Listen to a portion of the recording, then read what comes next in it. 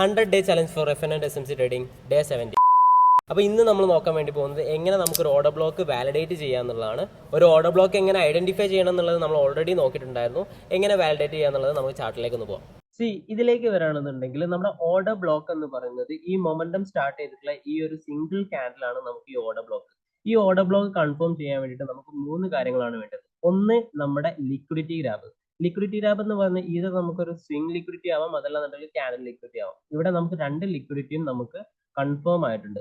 മാത്രമല്ല ഇവിടെ ഇംബാലൻസ് ഉണ്ടായിരിക്കണം. ഇവിടെ നമുക്ക് പ്രോപ്പർ ആയിട്ടുള്ള ഒരു ഇംബാലൻസ് ഉണ്ട്. ഈ ഒരു ക്യാൻഡിലെ ലോയും ഈ ക്യാൻഡിലെ ഹൈയും തമ്മിലുള്ള ഈ ഒരു ഡിഫറൻസ് നമുക്കൊരു ഇംബാലൻസ് ആയിട്ട് എടുക്കാൻ വേണ്ടി പറ്റും. പ്രോപ്പർ ആയിട്ടുള്ള ഒരു ബ്രേക്ക് ഓഫ് സ്ട്രക്ചറും ഉണ്ടെന്നുണ്ടെങ്കിൽ നമുക്കത് പ്രോപ്പർ ആയിട്ടുള്ള ഒരു ഓർഡർ ബ്ലോക്ക് ആക്കി എടുക്കാനും മാർക്കറ്റ് ആ ഒരു സെയിം ഏരിയയിലേക്ക് എത്തിയിട്ടുണ്ടെന്നുണ്ടെങ്കിൽ റിവേഴ്സ് ചെയ്തുകൊണ്ട് പോകാനുള്ള സാധ്യത കൂടുതലാണെന്നുള്ളതാണ്.